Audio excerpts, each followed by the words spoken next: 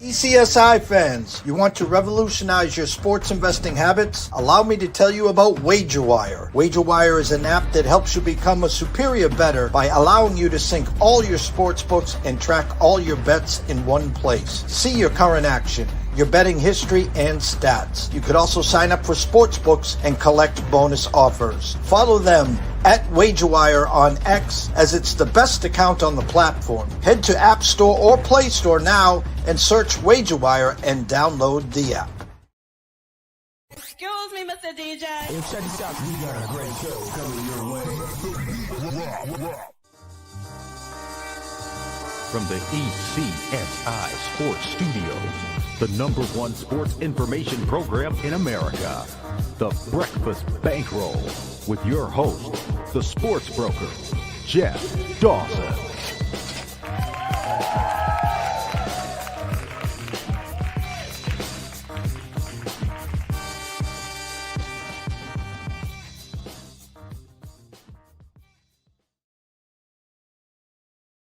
Good morning, sports fans from all around the world. I am the host, Jeff Dawson, East Coast Sports Investors, and welcome to the Thursday edition of the Breakfast Bankroll with good friend and colleague, Mr. Matthew George, live from the Mecca, NYC, as we talk about the world of sports.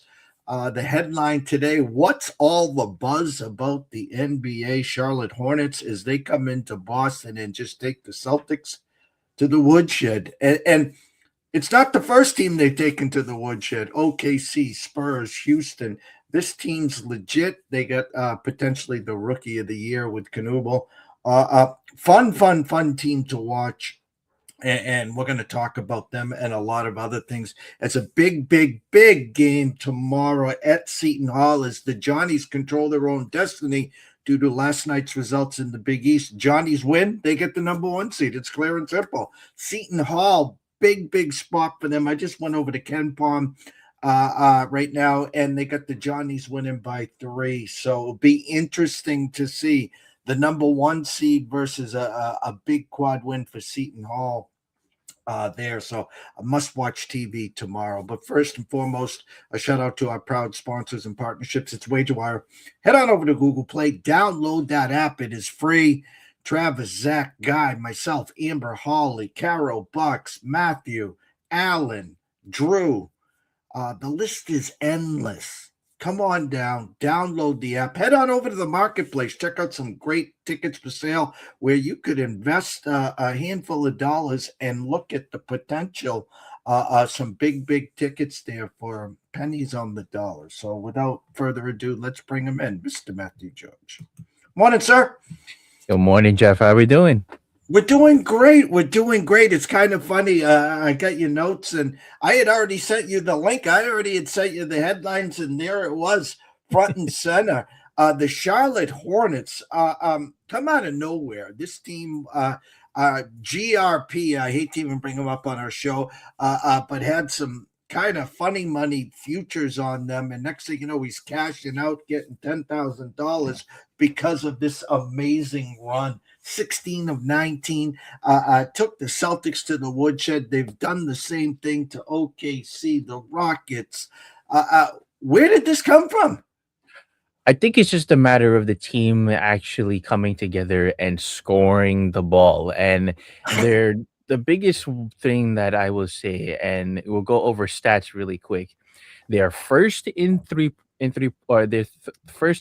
points made with 1,009, which the first team to make 1,000 3-pointers this season, and third in 3-point percentage, fourth in rebounding, and third in free throw percentage. So that right there just shows you that the team can score, the team can rebound, and the team can score well from downtown. So that's the biggest thing that the Hornets have been able to do that no one expected, neither you or I expected, because over the years, this team has been just been a laughing stock. And ever since, the days of Kemba Walker, that didn't really work out. Now you have the guy in LaMelo Ball, but they really didn't go anywhere.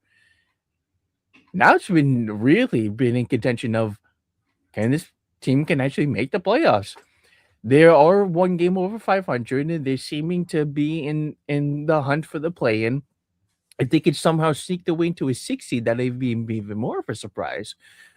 But their Achilles heel, I will say, is that they are turning over the ball way too many times. Not to mention that they are third most turnovers in the league right now at 15 and 15.7 turnovers per game. So they need to limit their turnovers, take care of the balls so they can keep this kind of run that they're going on. Not to mention that they are on a 6-game winning streak right now.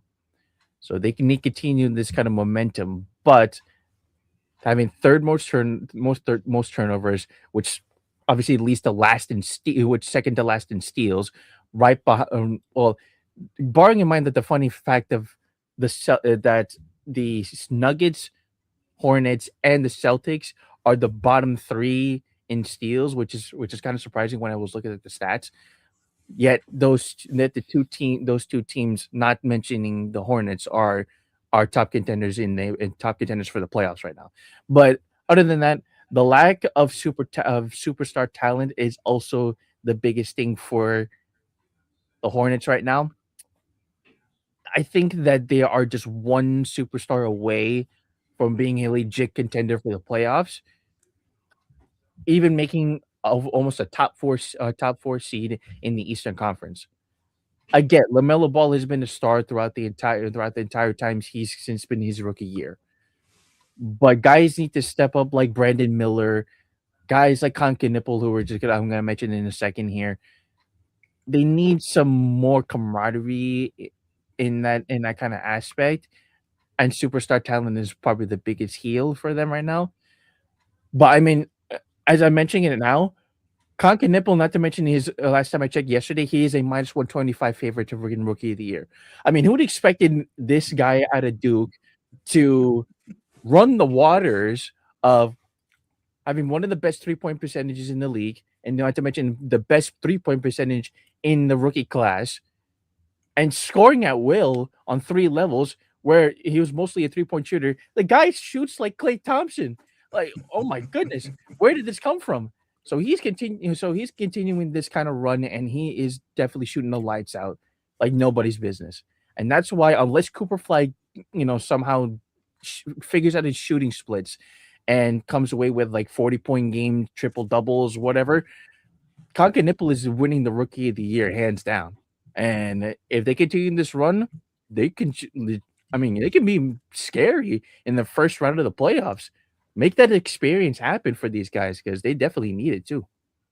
Yeah, and the NBA, again, we talk about it all the time. It comes in levels. In other words, a team doesn't come onto the scene and run the gamut in the playoffs. The next thing you know, they're in the finals, the Eastern Conference or the Western Conference finals, playing for a championship. You kind of got to take it in levels. Before this big run, as it started and the buzz started about these Hornets, it was, well, are they going to get to the play-in game? Can they win around in the play-in game? Can they get to the playoffs? Well, now we're talking not can they get to the playoffs. Now, can they win around? And I'm going to stay in the East right now as the locals are waiting for Jason Tatum to finally be ready to make his 2026 debut. Mm-hmm. The Knicks are leaking oil, okay? Yes, the Pistons have the best record, but my point is they're a year away, like I keep saying, like the Spurs. I'm not saying Pistons aren't going to win a round or even win 2 rounds like the Spurs. But again, go back just a couple of years ago to OKC. It took them a year to get their feet wet, to take the loss, to now finally be the NBA champs. So my crystal ball right now, okay, the Knicks were in that spot last year until Halliburton said, no, it's our year. It's supposed to be the Knicks' year. It's supposed to be the Knicks' year. But the way they're leaking oil, it almost sets up where here comes Jason Tatum, ease him in the last 18 games, get him into playoff shape, and I think it's setting up for the Celtics here to be playing in the NBA championship. I think so too, and I agree with that, Jeff. But again, I think I still believe that, at least in my opinion, and that's only my opinion, of course, but the Pistons are still the legit contenders to win the championship, at least in the Eastern Conference side. But I do think that if the Celtics have a, I mean, no one expected, again, like we said before, the start of the season till now, no one expected the Celtics to be in this kind of position with Jason Tatum out. I think that they were trying, and they were probably just going to be like a 6 seed or 7 seed around that. But nowadays, their shooting splits have been amazing. Peyton Pritchard's been stepping up. Guys around the bench have been stepping up as well. So this team is definitely been a great team so far, and then they have everything that they could ask for, especially with Jalen Brown, who's been an MVP type of caliber player. The Knicks, on the other hand, you can't always rely on Jalen Brunson in the clutch. We know that I believe he won Clutch Player of the Year, I think last year or 2 years ago. But they can't keep relying on him to take the last shot. Somebody on the team, aside from Brunson, needs to step up in the clutch, whether it's Mikal Bridges on the baseline jumpers, or breaking through, because he's done that before. He's come up clutch at sometimes, hit some game winners. So he needs to step up. Karl Anthony Towns needs to find a way to stretch the floor a bit more. I believe in that last game he did not shoot a three at all. He went 7 of 8 from the field. But I think that this team is definitely in contention, but there's something that's missing, and I don't think it's I don't think it's I don't think it's their shooting entirely, because there's something there's there. Like, they have the rebounding, they have the shooting splits. It's just there's something that needs to be meshing together. And you have Landry Shamet coming off the bench. You have Tyler Kolek. You have Jordan Clarkson. You have the bench depth too. So why isn't this team not coming together and taking over the East? They should be. I just don't understand why they can't. They seem to keep losing games when they should be. Last night they were having so many struggles from the field, and they couldn't keep it up with OKC. They made the run. They tied it. They tied the game, I believe, around within the 70-point mark. But then they couldn't. They couldn't make a 10-0 run. They couldn't make a run that they were able to maintain a lead and close out a game. And that's what happened last night, and they lost by 3 against OKC. With a banged up SGA too, because again, he was coming off an injury too. So something needs to. Mike Brown needs to somehow find a way to where they have to take the load off of Brunson a little bit less, and let everyone else score like 15, 20 points. And let, obviously, Jalen Brunson do his thing with getting doubles in this with points and assists. But there's something that it frustrates me because it's like Knicks fans have been waiting it every single year. Like you said, last year was the biggest test for them, and then in the end, the Pacers just stole it. Something needs to happen. I don't know what specifically. In my specific standpoint, I'm pretty sure Coach Young will have more coaching aspects on that too. But like, something needs to happen. Knicks fans have just been waiting it for so long. It's just sad to see.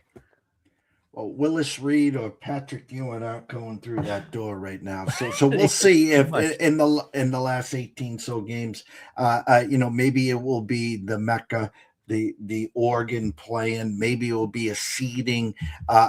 Again, I expect them to be in the Final Four of the East, and it's just a matter of matchups who they play. I still think if the matchups are correct, they'll get to the Eastern Conference Final. Will it be against Detroit? Will it be against the Celtics? We'll find out soon. Out west, it looks like we've seen the separation. Yes, we love the Spurs. Again, like Detroit, I think they're a year away. But it's been OKC as the favorite and the big favorite all year. Here come the Nuggets. What's going on in Denver? I think the Nuggets have been finding some ways to, barring that Jokic was out for about a month or so, because that was kind of a bang to bang injury. They are finding ways to shoot the ball with ease, but there's one particular player that hasn't been really stepping up to expectations, and that's Cameron Johnson. Understanding the fact that last year he was with the Nets, he did have his best shooting splits and points per game, but now he's going to legit contender for the championship in the Nuggets, and now he's not really having as much production, and his shooting splits have not been very good. That I think losing, I think losing his kind of touch that he has on the floor with shooting threes, especially since it can't always have Jokic and Aaron Gordon and Jamal Murray always trying to take those shots, because Jokic is not really a three is a great shooter, but he doesn't take a lot of threes. Jamal Murray is a 3-level scorer, and Aaron Gordon at times doesn't take a lot of threes. So you need that guy who can step up in the corner, can knock down a catch and shoot three, can knock an open shot, but that doesn't seem to be panning out so far. So it looks like the Nets are winning that trade as of now with Michael Porter Jr. But now the fact that I think Denver is trying to still stick with the path line of let's run through Jokic and then we'll see what happens. At the end of the day, that's not going to get you anywhere with teams who are running end to end with being the young teams in OKC and the Spurs. So they're going to keep running you down at the end of the course, just scoring in transition, getting fast break buckets, stealing the ball because they have hands like nobody's business. They can block shots, like you can see how defensively the Spurs are playing. So OKC is probably, I'm sorry, Denver is still in the mix, but I think they're just not as good compared to OKC, the Rockets, and the Spurs, the top three teams in the Eastern Conference, the Western Conference, excuse me. There's been a shift in the betting market where again OKC's been the clear favorite, but Denver's been catching some steam of late. So again, we'll be having you on every Thursday. We'll be updating the market as the NBA gets ready for their last little push of the regular season, and of course the start of the playoffs and the play-in games there. Transition to college hoops. As I said in the intro, big game for the Johnnies tomorrow night at Seton Hall. Will Mr. Holloway and company take down the Italian stallion Rick Pitino and the Johnnies? Johnnies win, they get the number 1 seed in the Big East tournament. If they lose, well, then they're going to have to hold out and hope that UConn loses on Saturday, which I don't expect them to do. No. But what I wanted to say is this: and listen, you know I'm a UConn fan. This team beat St. John's by 32. They held them without a bucket for the last 17 and a half minutes. And then what does the Italian stallion do? He puts on the white suit on Saturday and he beats Villanova by 32. But where I'm going with this, Matthew, is, listen, I was born at night, not last night. There's 3 teams that are clear cut with should get to Indianapolis. That's Arizona, Michigan, and Duke. Now I've been doing some deep research. This Blue Devil team who beat Michigan a couple Saturdays ago, you need to take a look at their road splits, and you need to look and watch and take a look at what they're holding opponents on the road. 40s, 50s. Now, people say, Jeff, it's the ACC. Listen, guys, when you start to play in the tournament, you're not playing on your home court, guys, number 1. Number 2, you play away games and neutral games to get a feel for where your team is getting ready for the tournament. This Duke team, the defense. Now, when we talk defense, we're always talking about this Houston team and Calvin Sampson. I get it. This Duke team has an elite defense. And if you roll the ball out and say, hey, first one to 80, wins, I'll still take Duke. Okay. And I'm not here promoting Duke because I think Michigan and Arizona have the talent to match up and play and beat this Duke team. From those three, there's a second tier. Florida is rounding in the form, the defending champs. Okay. UConn, they show flashes. Mhm. Okay. And then if you want to add the Houston team, that's the third. But Duke, Michigan, Arizona, drop off. UConn, Florida, Houston. Thoughts on that thought?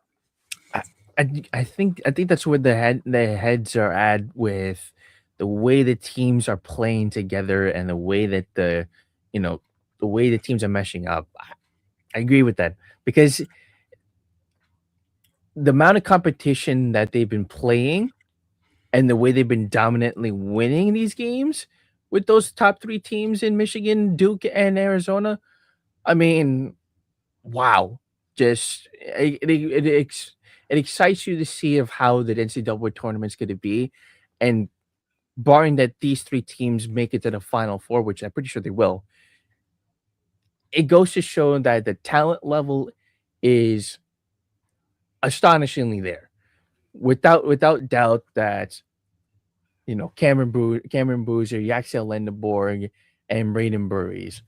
Those three players in their respective teams have been stepping up no matter what has been going on throughout the rest of the season. Arizona been shooting the ball lights out and have been steady defensively. Duke, as we know, and as I mentioned, Cameron Boozer is one of the best players in the country, and hence why that his shooting splits have been amazing. He's a double machine and can just defend the ball like nobody's business. Everything is meshing together with Michigan, and that's why that their team has been able to win these amount of games, despite losing to a great team, just like as like I said with Duke. And now it's a matter of where does the dominoes fall to where someone will stand up on top. In my opinion, as we mentioned last week, Duke is in my opinion the best team in college basketball. I'm sticking with that step until the until the tournament starts, and when everything is said and done, they have to. I think the only way for, not to mention Cameron Boozer trying to be a number one pick in the draft, but for also the reputation of Duke, because they haven't, again, like we mentioned before, Duke has not won a national championship in so long because of a lot of these, star players on the team like Zion Williamson and these guys have been one and dones. It's gonna be the same thing with Cameron Boozer, but this is the time now for Duke to step up, make the national championship run, and solidify themselves as a one of the best, if not the best, college programs in all of NCAA. They need to do it this season, or they're just gonna restart over again. Three headliners. You talked about Kansas, the production with Darren Peterson, potential number one pick. I wouldn't take him number one. He's almost already reminded me of Kawhi Leonard there. Yeah. Talk about BYU missing Richie Saunders. This team has just crashed. I would probably take their star there as my number one pick over Boozer in a close second there. And then, of course, Miami of Ohio, 30-game winning streak. Talk about those three teams. Yeah, Darren. So I agree the same thing. Like, what is going on with Darren Peterson on the back end? He's been in and out of the lineup. He's been in and out of the facility, and I don't understand why that this is happening. Obviously, we don't know the full details on it, but he's a great scorer. He can shoot the ball. He can definitely defend the ball whenever he wants to. But in and he can come up in clutch as well. Even though his shooting splits nowadays have just been, have been iffy at sorts. He could still be a top pick in the draft. But if these kinds of off the court controversies keep continuing, I don't understand why he could be a top pick in the draft. He might drop. His draft stock might drop, and it's probably dropping already with the amount of controversy that's happening already throughout this season. Barring that fact, Kansas is still a mid-level team in terms of the top 25. It's just been a hot and cold situation with Darren Peterson. We don't understand, and no one will understand until something comes out with more in details about that. BYU, AJ DeBanja has been the goods ever since he's been stepping up on the floor. He's been getting almost near triple doubles every single time on the floor. It's just that this team is definitely missing Richie Saunders. Richie Saunders, I think, in my opinion, is one of the more compact players in the country. He's almost like the Braden Smith of BYU, because he could definitely do everything on the floor. He could shoot the ball 40% from three. Guy can dish the ball like nobody's business, and he could shoot and he can score 15 points a game. That's what you need on a team that where you have one of the leading scorers in the country in AJ DeBanza. Complement him with the guy with Richie Saunders, and now you lose it for the rest of the season. It really does blow the fact of like they're missing that amount of production out of him, and now this team is falling off. Not to mention, I believe they're in a 3.3 game losing streak in conference play. So that also in the fact that they're just going down the rankings with BYU, and unless they make some type of run in the conference tournament, I mean, how are they gonna make the NCAA tournament or even try to make a bidding? So we'll see how that rest of the season goes for BYU. Lastly, everyone is talking about Miami of Ohio, but the issue is, and we keep saying it every time, they don't have quad one wins. And if I'm looking at this correctly, let me just look at it now. They have the MAC tournament. They have the MAC tournament coming up next week, but the fact of them only having one quad two win, and then everything else is to quad three and quad four wins. The competition is not there yet. Maybe after this season, Miami Ohio moves to another conference and then gets the recognition that they deserve. But now you have to understand, people have to understand that like this team is very good with the way that they've been dominating teams. But until they have that competition, and they're gonna get that when they make the NCAA tournament. I mean, we can probably see that they're gonna probably sweep the MAC tournament at this point. So, barring the fact that they need to have that kind of competition and also get that kind of experience, at the end of the day, you need to have that big competition. And for right now, Miami of Ohio is trending water. Let's say the least for now, trending water. They need to have that kind of experience, and the NCAA tournament we'll see how the NCAA tournament sets themselves up, because they're as I mentioned, the undefeated team. But let's just say it for now, they need that competition. If they end up going the regular season and they win the MAC, it'll be interesting where the committee puts them as a seed. Do they put them as a 10 seed? Say they end up the season 35-0. I remember before Wichita State became Wichita State, I remember they had that glory run. And they had them matched up against Kentucky on the second game on Sunday, and Kentucky takes them down. There's certain teams that come on to the mid-majors, the Butlers of the world, with Coach Stevens back-to-back years. So it'll be interesting there as well. We'll keep an eye on if they stay undefeated, of course, and where they get to. Here's my question, though. This is my question to you. From a committee, if you were from a committee standpoint, where would you Would you put, like what you said, put Miami of Ohio maximum 10 seed because they don't have that kind? They weren't really battle tested, or should they be at least maybe a 9? Per se, because they have a single, like put them some. If we want to put them single digits, we'll put them at 9. But is 10 really the max for a mid-major team where they went saying that they actually win the tournament and go undefeated? Do they deserve a little bit more, or is it because of the competition they stick at 10 and nothing less and nothing more?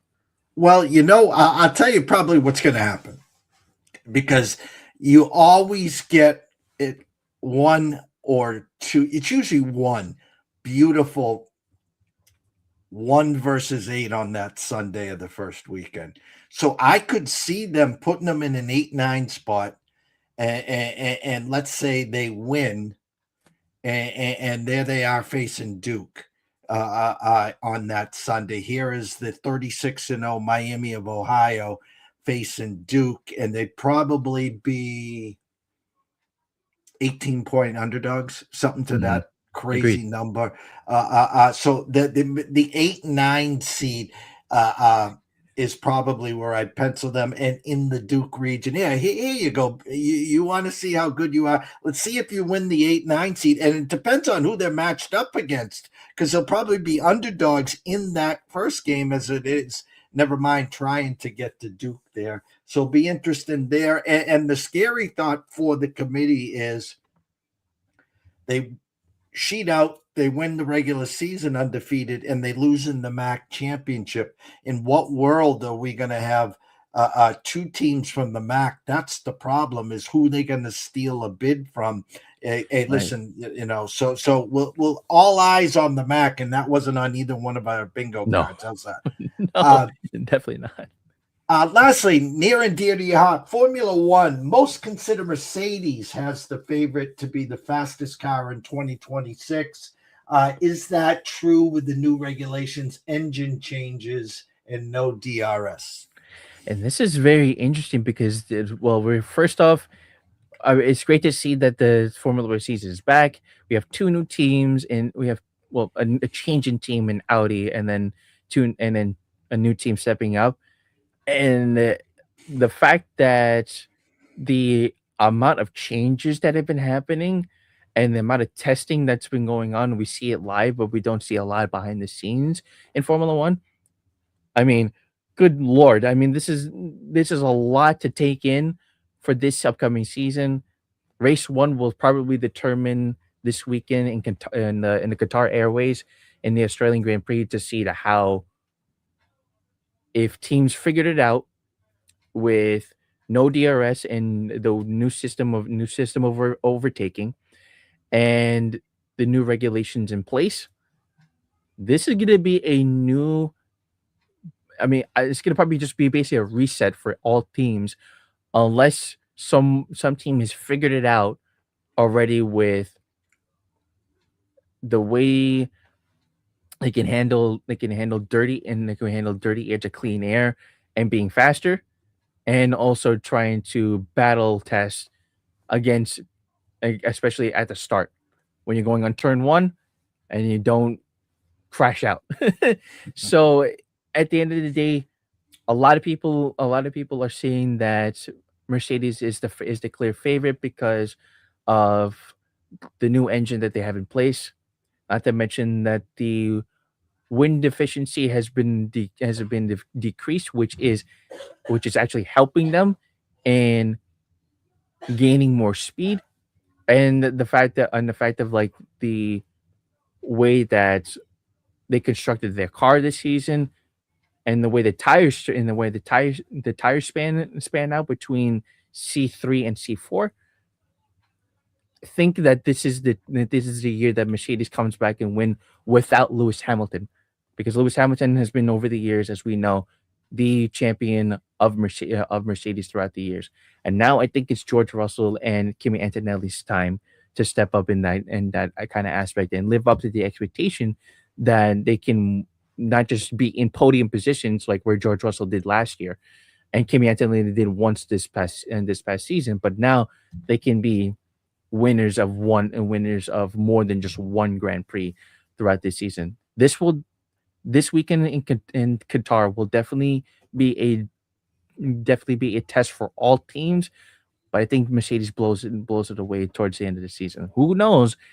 It can change within one race.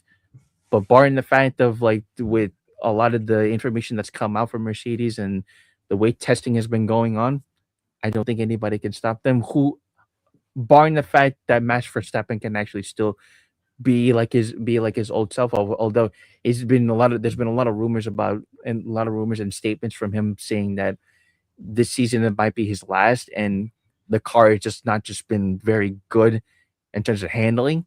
So Mercedes has to step up, and if the if this champion has been saying this kind of stuff already at the gate before the start of the season, I mean, it might just be a 1-2 punch with McLaren and Mercedes and no one else. Until then, I think Mercedes takes it. We shall see. Scroll has been going the whole time, Matthew. You can go follow Matthew on X at MG28_sports. But as we always wrap up this segment, turn on your notifications every Thursday live at 10 a.m. Matthew in New York City, myself on Cape Cod. A nice 40 degrees today as we're hoping some more of this snow melts. But tell them where they can find all your work, Matthew. Yes, follow me at NG28_sports. I'll be posting more content now since as the tournament is going to be coming up with the NCAA and the rest of the season with the NBA coming up as well. Also, a lot of off season news with the NFL has been coming up as well, and the draft is also coming up. So we'll see if Fernando Mendoza actually becomes number one. We'll see if how everything comes up with all the other players in the league to coming up for this 2026 season, and it's going to be a very very interesting season for the NBA as we're coming up with the playoffs. So a lot to look forward to, and I appreciate Jeff having me on. Thank you. Thank everyone for tuning in. 1 o'clock, the NCAA Insiders are back for week number 4 of college baseball already. Matt Grissom and Quentin Mills will be live here. Set the dials. You get time for a little brunch, and we'll be back at 1. So for myself, Jeff Dawson at EC Sports Investor, one and only Matthew George at MG28_sports. We wish everyone a blessed morning. We'll be back at 1. Hopefully you too, and stay tuned.